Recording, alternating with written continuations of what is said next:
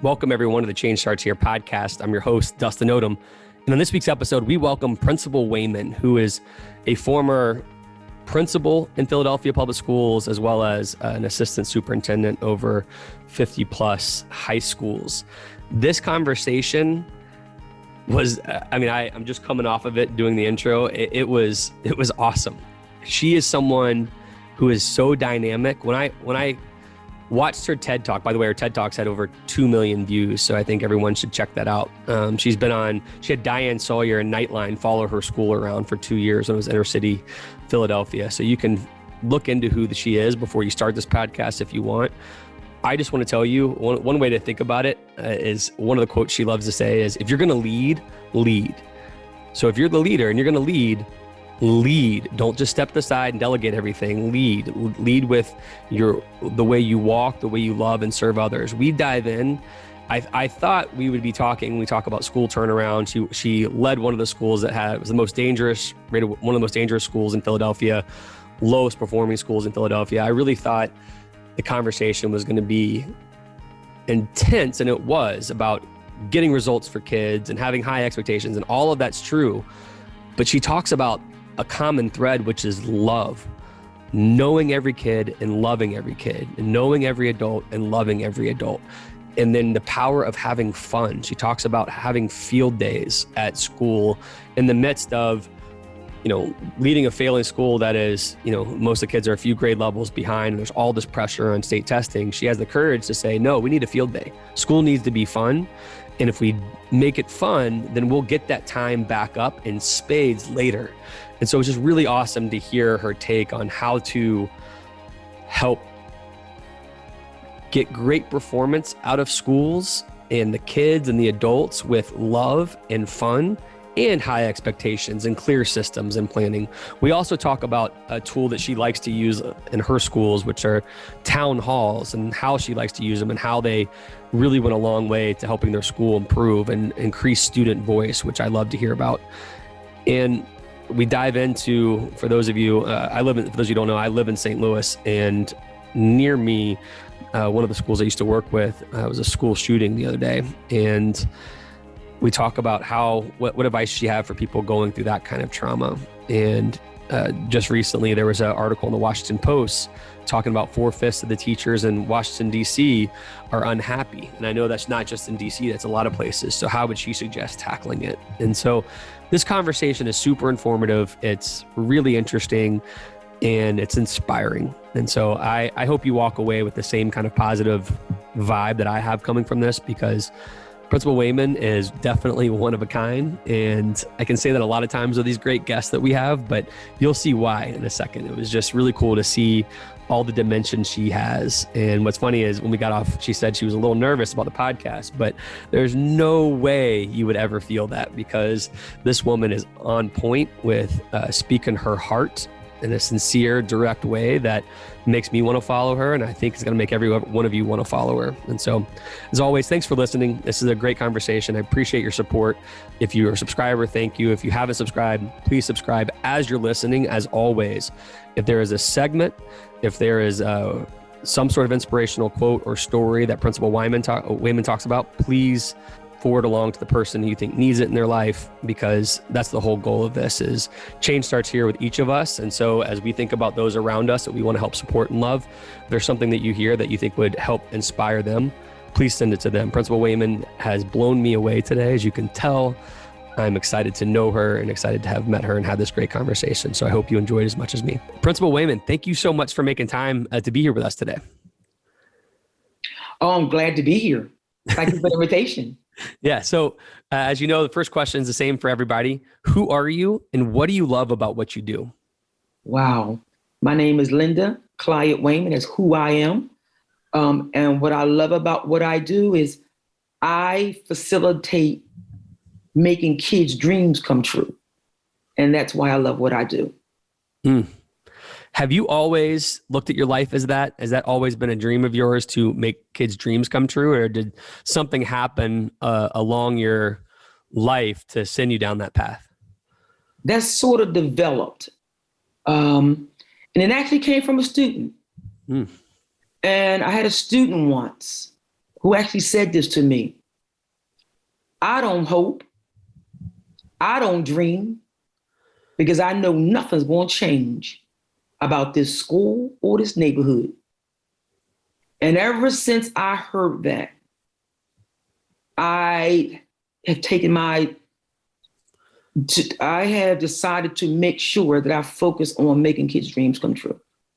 That every child has a dream and every child should dream. And so that became my vision going forward. Wow. Well, many of our audience may not know your story. I know it. And I know there's 2 million people, which is nuts. We'll get to that, who have watched your TED Talk, as well as I'm sure many of those folks have actually read your book, which is amazing. And so I just want to ask, give folks an idea of where you came from and what brought you into becoming an educator. Oh, thank you. Well, I was born and raised in North Philadelphia. My father went to the 5th grade, and my mother was the first person in her family to graduate from high school. And so my mother always told us that everybody in our family is poor. And the one thing that no one in our family have is a college degree. Go get one of those. She didn't know what it was. She didn't know how to go get it. She just said, go get one of those, because I think that if you get one of those, then you will be better off in life. And so in high school, this journey of mine started in high school. When I was younger, when I went to grades K through 8, my mother put us in a desegregation program. And she bused us outside of our community to go to school. The best education that I could possibly have dreamed of. But when I got in high school, I wanted to go to school with my friends. Of course you did. And my mother was like, no, stay where you are. You're getting a great education. I said, but Mom, I want to go to school with my friends. I'm tired of riding on a bus 2 hours to school. I want to go to school with my friends. Well, when I went to school, my mother, she gave in. She let me go to the neighborhood school with my friends.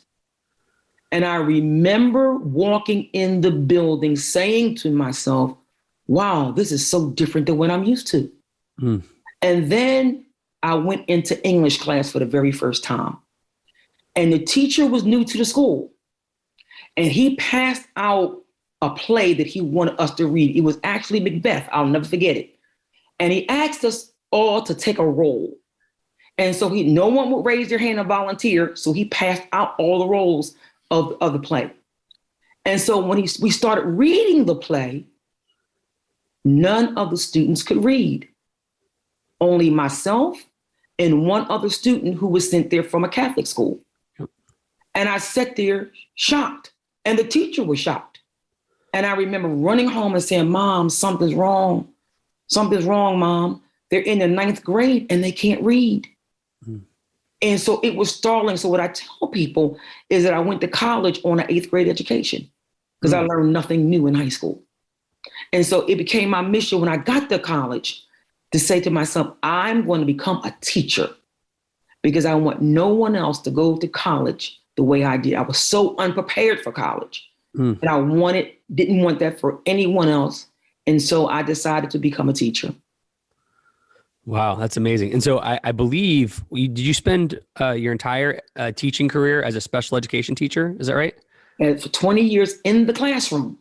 Wow. As an education teacher, yes. So what took you down that path, right? I taught math, my wife taught reading, it's a calling, I believe, for some of the best special education teachers. What took you down that path? And how do you think that's played a role in your leadership? Well, I think challenging children was always something that interested me. Kids with social and emotional problems. So I spent 20 years in the classroom working with kids who had social and emotional problems. It was just something that interests me. I always was able to connect with kids who had behavioral challenges and emotional problems. And so I thought it was a great fitting for me to do that. And so that's what took me on that path to working with special needs students. That particular categorization of special needs students, they all had social and emotional problems.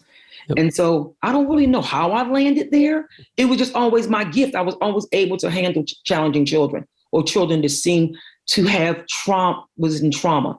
And so that's why I chose it. Well, it is a gift. So you become a principal, and I'm curious, what, how did that 20 years or whatever in special education teaching prepare you to be the best principal you could be? Wow, because I would immerse myself in instruction. I knew a lot about school climate. I knew how to motivate people. I knew how to work with challenging students. I knew how to, by that time, I was a new teacher coach before I became a principal. So I knew how to train teachers. And you have to remember, let me say this to you. I never wanted to leave the classroom. I never applied for a principal job. Someone approached me to be a principal. I had no desire to ever leave the classroom. It was nothing I had a principal certification, but I never planned on using it. I just did it because I like leadership. Yep. And so someone came to me and said, look, Ms. Wayman, these new teachers in this building are saying they're going to quit if you don't become their new principal, because the principal of the school never came back to work after the summertime. And so the new teachers I was working with had threatened to quit if I didn't become the principal. And so that's history. And I became a principal. That is crazy. So again, I can't imagine when you have 2+ million, it almost be 2.5 million now, maybe viewers of your TED Talk who don't know this story, but I would love just the brief rendition of you stepping into this principal role, because I find it so powerful for people. The way you tell the story puts all of us in that auditorium, or puts all of us in that first day of school with you. So I'm just curious, can you share a little bit about that? Sure. It's the first day of school. I was a new principal. I had no idea. Now, mind you, I was a new teacher coach in the building. So I knew about the structure of the building. Yep.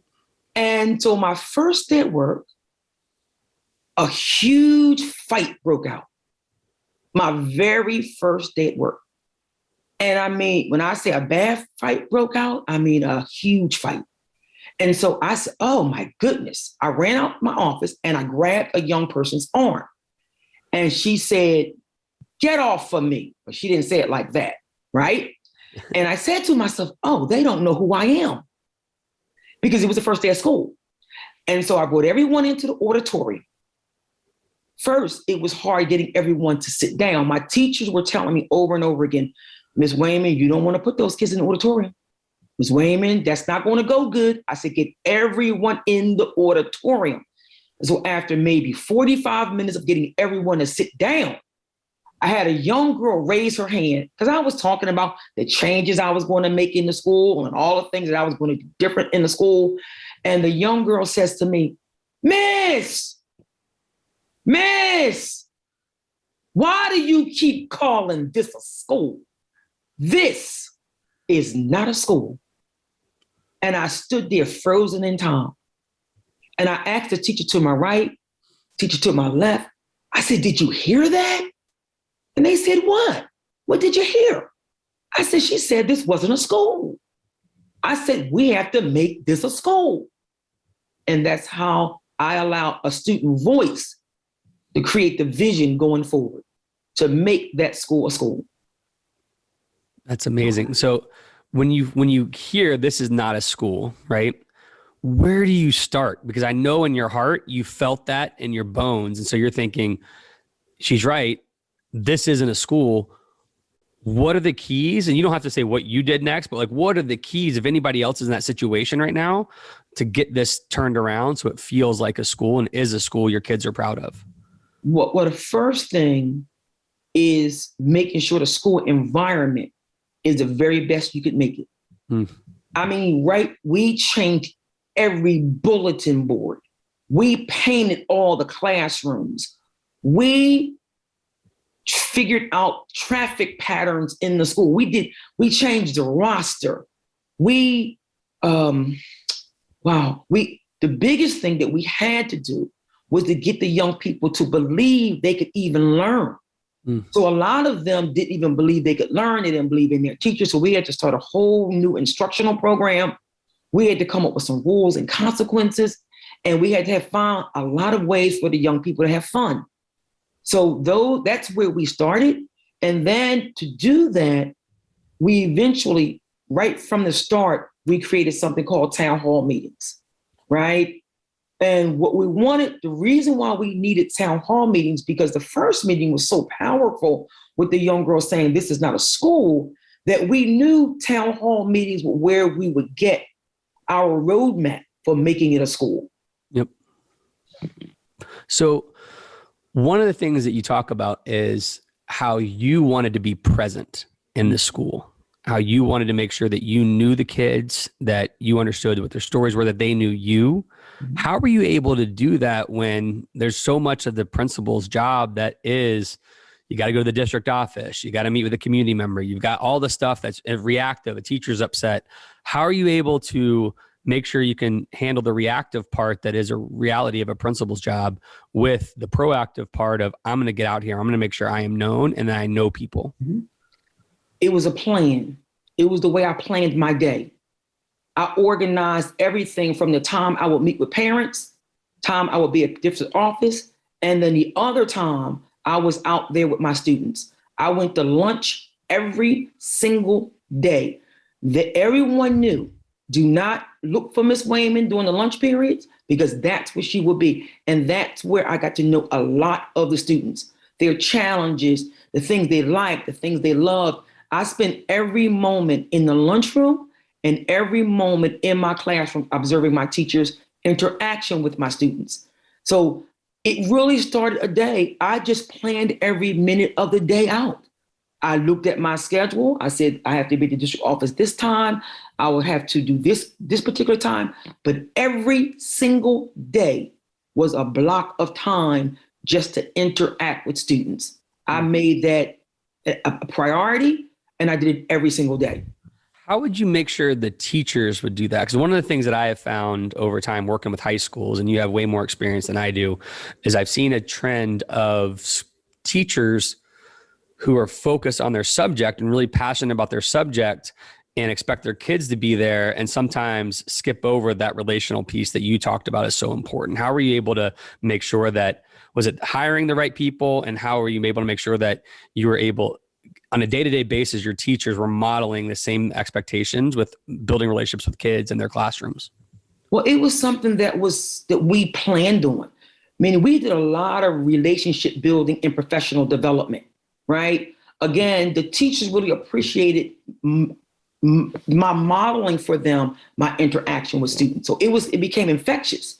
Yep. So the teachers started to see, oh, if you build a relationship with them, they'll perform better in the classroom because they're performing better in the school. And so we professionally develop the teachers around interaction with students on a regular basis all the time. Those town hall meetings, bringing everybody together as a school family. We always talked about a school family, and we always talked about one beat, one sound. Mm. In order for us to be one beat, one sound, we would have to all be on the same page around the core values that we were trying to promote to the young people, around the instructional program. So we all tried to work hand in hand with one another, and we modeled that it worked. And our teachers started to believe it when they saw the change in behavior in the students. But they were not really sold at the beginning, because a lot of my teachers were really fearful of the students. Yep. And so I had to give them a reason not to be fearful. Yeah. How do you break that? Because to your point, when I was teaching in a similar school to what you're describing, I always found, students, for the most part, there'll always be one or two that'll push the envelope, but if you show them love and respect, they return it for the most part. I've not seen, I can bet almost any time you walk in, you treat someone with love and respect, like you say, you love them. Once they feel that and believe that, they'll do anything. I don't understand the fear part. You read a lot about it in newspapers of all these kids, and it's so tough. What's the real story? Because I don't understand where the fear comes from. The real story is that the children are traumatized and they're standoffish, and they come across as very, very angry. And a lot of them are angry. Yep. So they choose not to interact with teachers, right? Because they may have had a bad experience with school. So they take that bad experience all to every classroom they go into. But if you, as the teacher, make it priority, I would always tell my teachers, just say good morning. Just say good morning. And just by you saying good morning, it will de-escalate their anger. And so when they started doing that, they saw that it actually worked. So teenagers today, have a lot on them. They've been through a lot of things that we may have never been through. They have social media to contend with, all of these challenges. So the only thing we could do is to show them that we care about every child in the school, no matter what type of behavior they display, because it is only a facade. It is not the real student. And by having interaction with that student, you begin to know the student for who they are. And if you have high expectations for every student has always risen to the challenge. But you have to have it, and they have to know that you have it. That's the way they'll do better. That's so true. So I live in St. Louis, as we kind of talked about before we got on here. And one of the schools I used to work with, that's real close to where I live, just had a school shooting there. And today, my wife's chief of staff of her inner city school district, that's right down the street from where the school is. And they had to they closed their schools today so they could regroup with their teachers. And obviously the school that had the shooting is closed as well. What's your advice to the principal or the district leaders who are trying to help create a safe space for return, for them to come back and really, put one foot in front of the other and start rebuilding their culture there? Well, what I know I would have done first after something like that, because even though we didn't have a school shooting in the school, we had a lot of violent incidences. And so once that always happened, I always brought everybody in the school family together. We didn't have these silo conversations. Everybody came together in the auditorium, and we all talked about our fears, and we all talked about why we had to change the culture of the school to keep everyone safe. Safety was our number one concern. But the way to do that was really to engage everybody in the school family at the same time. And really, the student voice is what you really have to pay close attention to, because they tell you how to change the culture, but they tell you without directly telling you. You have to listen for what they're not saying. So I know that would be the first thing, and I would reassure them that everything was going to be all right. This bad thing happened, and we have to make sure it never happens again. And so in order for that to happen, some things are going to have to change around here. And we'll talk about what the change would have to be. We would talk about why we think something like that happened. We would get it all out in the open. And then as a leadership team, we would go back and address every issue. And once we addressed all the concerns of the staff, we reconvene in a town hall meeting again and go over all the things that we found out. You got to keep the communication open. You have to keep that open, because kids start making things up and teachers start making things up. And so if you bring everybody together and tell everybody at the same time, believe me, it will ease everyone's fears immediately. Okay, I believe in this staff. I believe in these teachers. I believe they can keep us safe. I'm safe. I believe that now that we created a culture where kids can come to us when they're having a problem.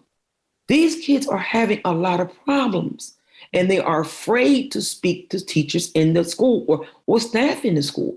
We have to create a culture where every child has a caring adult.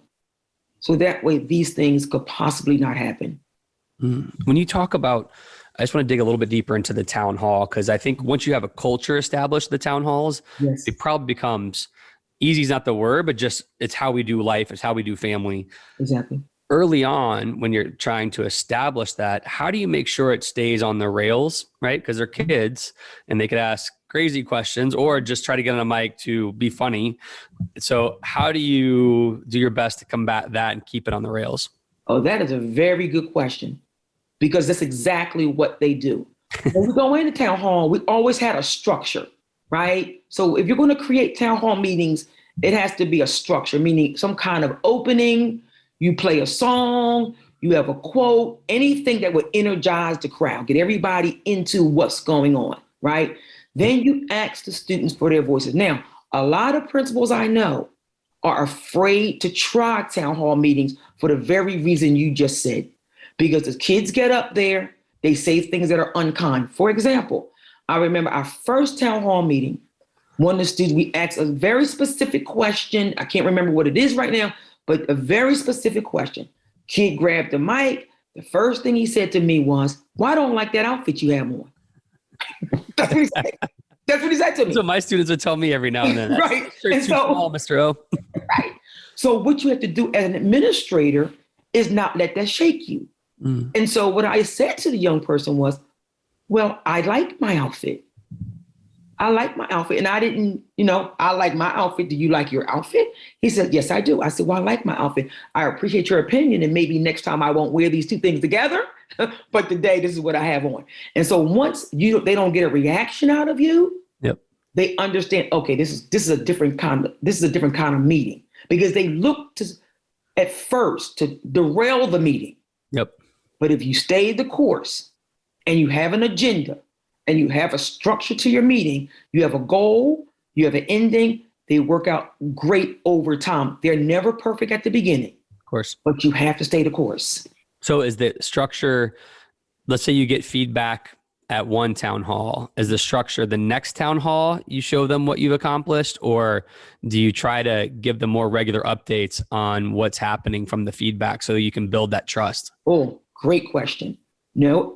Whatever came out, whatever suggestions, whatever the students want us to work on, whatever feedback they gave us, we always address those things every single day in the daily announcements.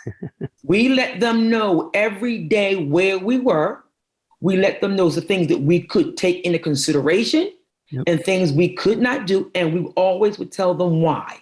It was never because I said so. It was always a reason for what we would do in the school. That was so key with students, right? I mean, the students just want to know why. Right. And I said so doesn't feel, especially for high school kids, doesn't feel very empowering and trust building to them, right? Right. No, that's the biggest way today to turn off high school students is to say, because I said so. Yep. If they ask you a question, answer the question to the best of your ability. If you don't have the answer, you say, "I have to research the answer and I will get back to you tomorrow." Now, if you say to them, you're going to get back to them, then you have to get back to them. Yep. You have to make that priority, even if you have to write it down in a notebook that I have to get back to so-and-so, because that's especially the way you build trust with your challenging students in your school. Totally. Because you remember, in a school of maybe 500 students, you really only have 25 really challenging ones, but they affect everyone else. Yep. Because everyone else is either afraid of them, they're being bullied by them, and so they're watching your interaction with them first. And so you always have to build a relationship with those students. And every school leader know who they are. So what I'm saying to the school leaders, they cannot be ignored. Yep. They have to be addressed in a very positive, calm way, letting them know that their voice counts and they are leaders. They are leaders, and we're trying to make them be leaders in a very positive manner. How do you respond to the teachers who I'm sure you've had tell you this before of, "I'm the adult, I'm the authority. I don't need to explain why on every decision"? Oh, I hear that all the time. And all the time they would say, "Well, Ms. Wayman, why we have to give them a why?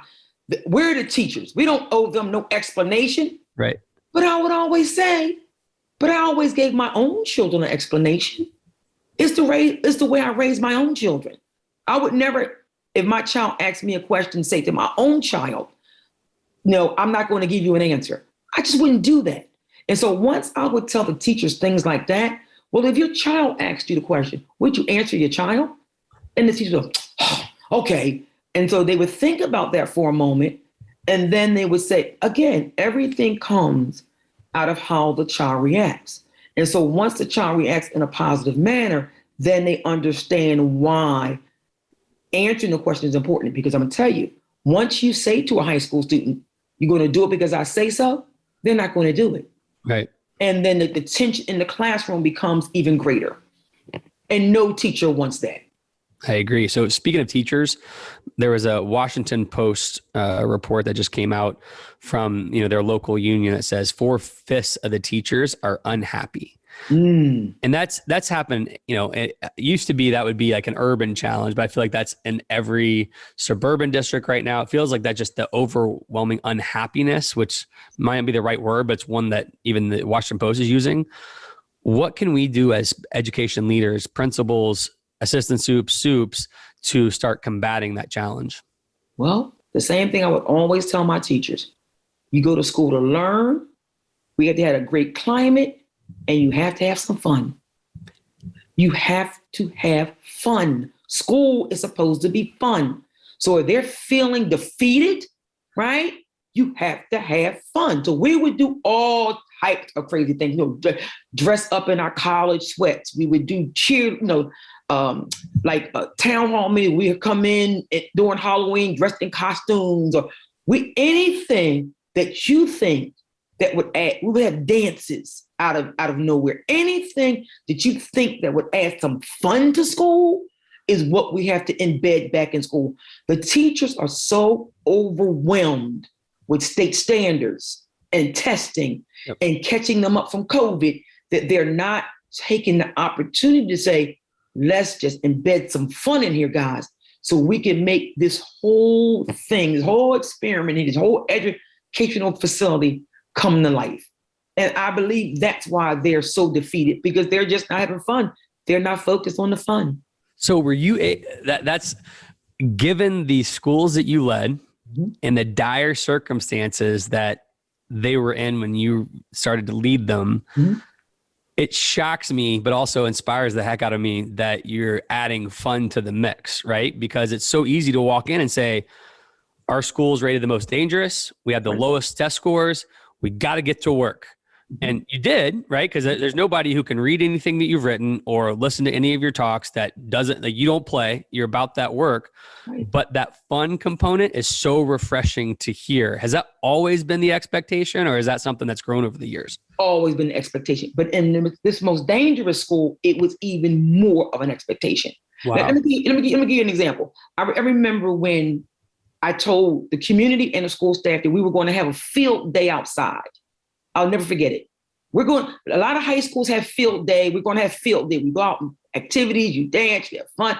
We're going to have a field day. Well, everybody erupted. The staff is like, oh, Ms. Wayman, we can't take these kids outside. Are you kidding? And the police chief even called me.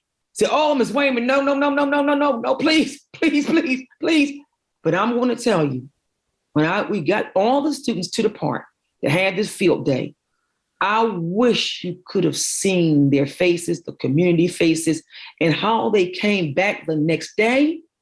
All they talked about was the fun, and everybody was focused in the classrooms. Everybody couldn't believe it was successful, and that led to productive learning for weeks to come. So you have to have these things to inspire the kids, and these kids needed to be inspired. So it was an inspiring mechanism to keep them moving forward, because you got to remember, these kids didn't believe. They didn't believe in school. They didn't believe in dreams. They didn't believe in happiness. They didn't believe they could have fun, and they didn't believe they could learn. So we had to combine all that together to say, we have to do all these things, but we're going to do it having some fun. Yeah, but I love this. I'm thinking about the times that you were going through all these things. The accountability was creeping up higher and higher and more intense, especially in Philadelphia, right? And so you go out, have a field day. I can only imagine the number of people in the district office, or maybe even your own building, that said, we are losing X amount of minutes of instructional time right now. How can you do this? How unprofessional? You had to have heard that, correct? I did hear that. I heard all of that. That Wayman, no, I'm here in my curriculum. I got to get through this. They say I have to be on this timetable by this point. I said, guys, we are going to get there, and we're going to get there faster by making sure that these kids have fun and making sure they're inspired. I guarantee they can say, Ms. Wayman, no, please, Ms. Wayman, no, please. I have to stay on course. I said, I tell you, you're going to get ahead of yourself if you make these kids happy. And that's exactly what happened. So I understand, believe me, nobody understands test scores more than me. Right. No one understands violence in schools more than me. But what I do know is that these children, all children, deserve to have fun embedded in their school learning. They all do. And so we have to take the opportunities when we can to do that, because when you do that, you propel the learning. That's what we all have to understand. I love this. So can I ask, when did Diane Sawyer and Nightline step into your life? What stage was this, and how surreal of a request or interaction was this? Well, I'm going to tell you. I don't know how long to tell the story, but they were in Philadelphia doing a story on persistently dangerous schools. The school that I was leading, Strawberry Mansion, was never supposed to be one of the schools considered, because they really wanted a diverse school. So they went to all the other schools, and the schools really didn't feel comfortable doing it. Teachers really did not feel comfortable being filmed at the other schools. Right. And so they came to me and said, Ms. Wayman, do you mind us coming to Strawberry Mansion? So they came to Strawberry Mansion, and something was going on there. And one of the photographers said, do you mind if I follow you? I said, no, of course not. Come on. And so she followed me. And so in the meantime, I think they were sending all these tapes back to Diane Sawyer, trying to select the right school. And so I think with the story that I heard, that Diane Sawyer said, that's the school right there. That's the school. So they came into the school for 2 years. They followed. They were there 2 years? No, I was there 5 years. But no, they were there 2 years. 2 years, two school years they were there. Followed our progress for 2 school years. And let me again, my teachers did not mind the filming. They wanted the world to see what we were dealing with. We also wanted to show the world that nothing was impossible, that the kids could learn, that the kids in inner cities could behave.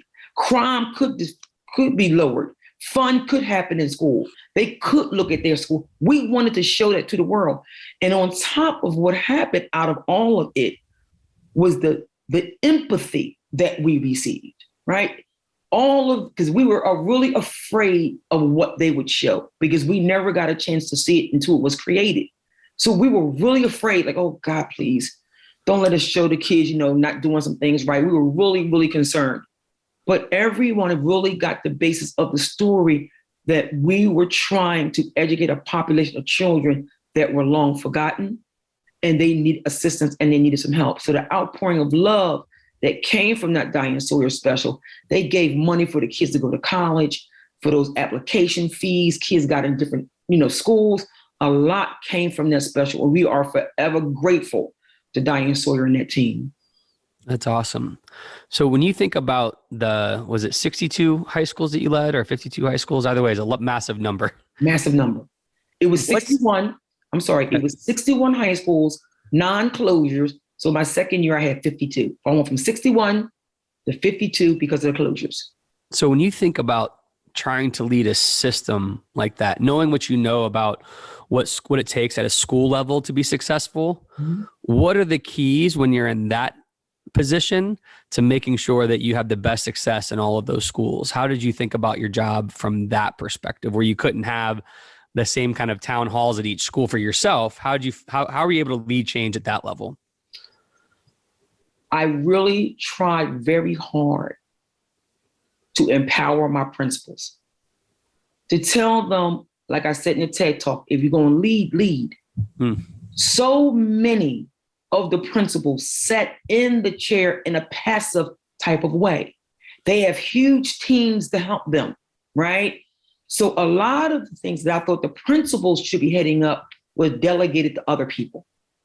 And so I tried to get the principals to understand that you will get the best out of your school staff, you will get the best out of your students if you engage more with both. So that became my focus. My focus became principals, lead your school, lead it so that you're visible, lead it so that you're focused on instruction, lead it so that climate became important, and let it that all activities are important for after-school activities were important for kids. So I just tried to refocus the principals that you are not just here for operational purposes. You're also here to help motivate, lead, inspire, and develop everyone in this building. Did I read correctly that you brought football to one of your schools, or brought it back or something? Because I asked because there's a movement in a lot of schools that were similar to the demographics that you have. Let's get rid of those programs and let's focus more on academics. And so again, you're bringing fun back and you brought football back. Is that right? Well, I didn't bring football back. I started football. Oh, geez. Strawberry Mansion was built in 1961. Okay. It was a neighborhood school with no football team. Okay. Every child that wanted to play football was bused outside of the neighborhood, had to go miles and miles away to school. And one kid told me one day, and that's how I started to build community. A kid said to me one day, Ms. Wayman, we want a football team. That was like my second day of school. I said, a football team? I said, you don't have a football team? Because I really wasn't aware that they didn't have their own team. They were sharing with another school. Yep. And I remember, again, the kids were in chaos. And I picked up the microphone and I said, we're going to get a football team.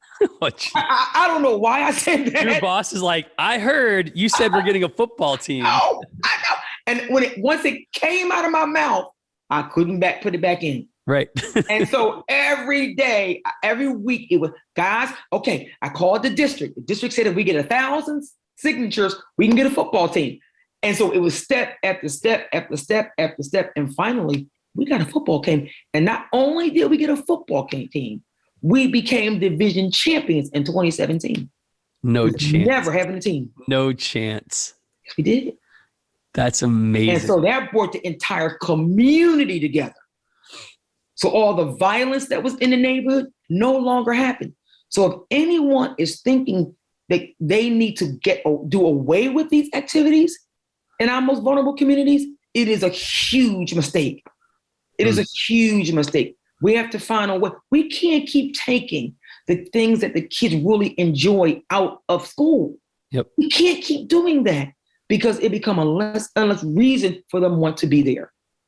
So true. This is so inspiring. Before we get to the last few questions, I just want you to talk briefly a little bit about your nonprofit, currently trending, right? And just tell us what you're doing with that. Okay. Well, 5 years ago, I decided it was time to move on. And I started a consulting business, Principal Wayman Consulting, but I realized I had to be around children. It was something that I had to do. It's like in my DNA or something. And so I started an organization long before the pandemic started called Currently Trending Extended High School Education Program. And I started it before the pandemic because I saw that a lot of learning experiences students were not getting in schools. Yep. Like you said, they were not able to get around to it because they were so focused on testing, test scores. So a lot of life skills were going by the wayside because the teachers didn't have time to teach it. And so I said, let me start an organization where we focus on getting kids learning experiences that have to do with everyday life in combination with their academics. Because a lot of kids get out of high school, they know how to do school, but they don't know how to do life. So true. Right? And so we started an organization again 5 years ago. So I'm the founder of the organization. Of course, I'm an executive director of the organization, and I still run it. We start off with a high school retreat before the kids even enter high school. We go to the 8th grade, the K-8 schools, and recruit kids before they enter high school. We take them through a week-long summer retreat to get them acclimated to the leadership skills that we want to pour into them before they go into the high school. Yep. We talk about the whole entire high school experience so they're not in shock because our graduation rate in Philadelphia is very low. And so we wanted to make sure they stayed in school. And now we meet with them one Saturday a month on college campuses, Villanova University, St. Joseph University, and to give them all type of learning experiences to keep them engaged in school and learning and preparing them for life. That's awesome. Well, before we leave, I will make sure I point people to your consulting services because I think anybody after this is going to want to read your book. They're definitely going to stop and hit pause and go watch your TED Talk, but then dive into this great work that you're also doing in the community because it's really inspiring to, as people get to know you, they want to be a part of that. I'm assuming that you probably spent the last 20 years feeling that from folks, right? Yes, I have. It's been really good stuff. I will honor our time here. I know we've got just a few minutes left. So the last 4 questions that we ask everybody are all the same. Okay. First question is, what habit or discipline do you use on a daily basis to help you become the best version of yourself? I'm a planner. I wake before I go to bed each night. I look at my next day totally, and I map everything out. I don't leave too much to chance. So I pretty much know the things that I have to do and the things I have to do and things I might do. So I'm a planner. And I think that's and people, and I'm never late for anything. I'm always on time. I'm always trying to be prepared because I plan. And I think planning is important. It's one skill that I'm also trying to teach my young people in my organization, in my nonprofit, that you have to plan to be successful. So I'm a planner. That's great. What's a book that you've either read recently or throughout? And you don't have to be one book. It could be a couple books that you think has been so influential to you that you think other people need to read it and check it out. Now I'm going to tell you, I'm trying to remember two books. One was Ride of a Lifetime. Okay. I'm saying it right, by the person who led Disney. I can't think of his name right now. It was called Ride of a Lifetime, by the CEO of Disney, Robert Iger. I think. By the way, we've had so many guests. Yes. And I think 2 or 3 of the last podcast guests have said this book. So people are not picking it up. And you guys have no connection with each other. It's just this. But that is a great leadership book. Okay. And the other one is a book that set my instructional program on target. And that was Results Now by, I think his name is Mike Smoker. And it's called Results Now. And the reason why this book was so important to how I was able to move schools academically is because he did all this research on how students should be instructed in the classroom. And he said he went around the world and tested it out. And most teachers were not using this instructional way of teaching, this instructional model. And so I remember bringing it to my leadership team and I said, listen, he did all the research already. Let's just test it out. Let's see if he's right. And we started using this way of instructing students, the delivery of instructional model, and our scores started to soar. So I recommend Results Now by Mike Smoker. That's great. So next question is one that you can go any which way you want, but generally we ask, what's on your playlist? If you're driving, running, whatever. We've had answers from sports talk radio to Coldplay to Miley Cyrus to who knows. And so feel free to go anywhere between or take us a whole new direction. Well, what's on my playlist every day is gospel music. I love Whitney Houston, got any gospel music, Aretha Franklin. Every day that I wake up, I have on gospel music. So, my kids even say, Mom, do you listen to church music every day? And I say, well, no, it's not really church music. It's music that inspired me. So again, anything by Whitney Houston, anything by Aretha Franklin, any gospel artist is something that I listen to every day. So it sets the tone for your day. It sets the tone for my day and throughout my day. When I have challenges, I'm in my car, I'll put on, Smile by Kirk Franklin, Make Me Happy, anything that will keep me moving forward. I'm a person who think people to inspire me. Yep. And music inspire me, especially gospel music. I love it. All right. Last question.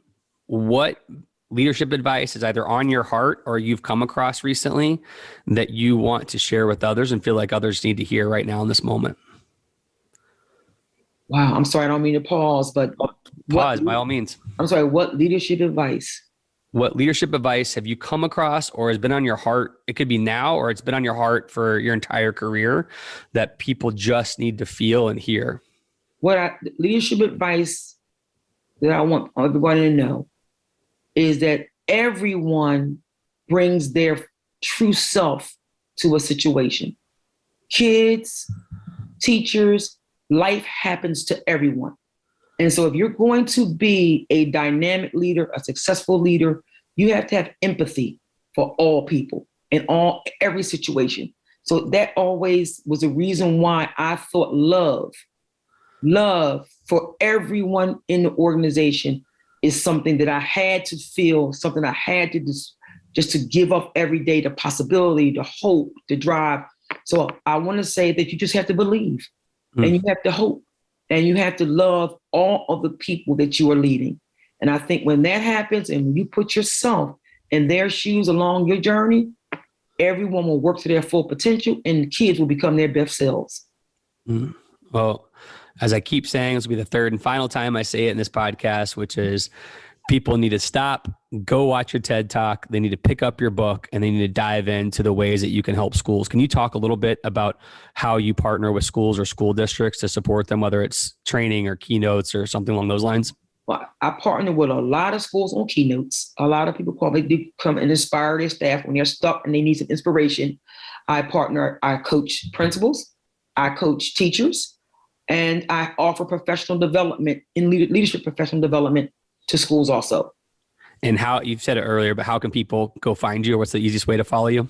Okay, the easy way to find me is, first of all, you can follow me on Principal Wayman on Instagram. www.principalwayman.com is my website.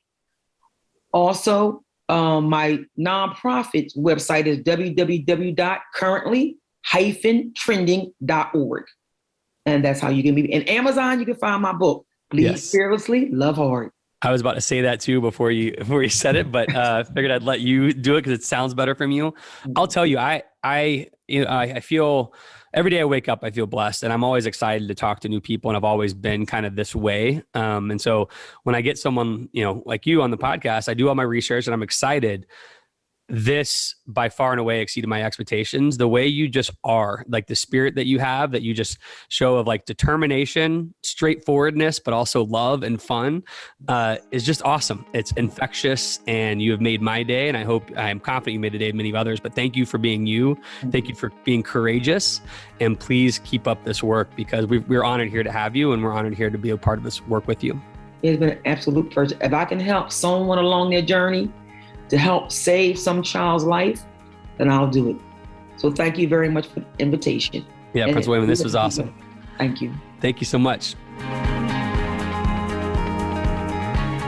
Please support us by subscribing to our YouTube channel, podcast on Apple or Spotify, and help us celebrate the beautiful, messy work of shaping human potential.